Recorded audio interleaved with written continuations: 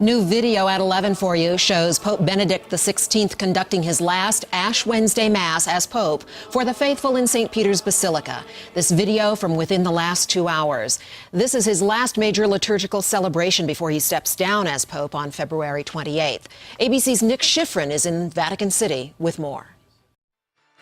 As he started the solemn season of Lent, Pope Benedict XVI struck a subdued note, his resignation sending a revolutionary and humble message.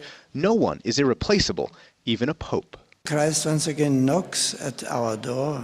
The 85-year-old pontiff looked frail, but his voice was strong. His Ash Wednesday Mass begins 40 days of repentance, his final formal celebration in St. Peter's Basilica. Earlier, he received a minute-long standing ovation from pilgrims. He explained why he retired, admitting the papacy was a job he could no longer perform. Piena libertà. I did this in full liberty, he says in Italian, for the good of the church. Outside, we found a bittersweet crowd. Tourists and pilgrims trying to figure out how to say goodbye to a pope who leaves by choice. And how did you feel being in that room?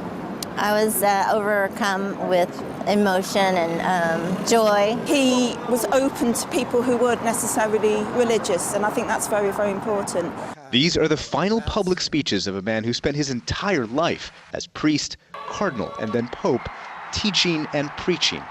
Next month, he'll become the first pope in more than 600 years to meet his successor. We just came to see beautiful Rome, and wow.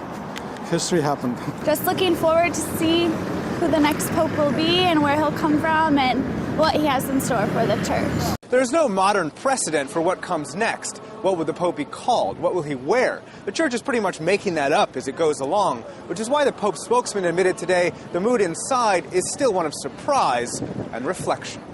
Nick Schifrin, ABC News, Vatican City.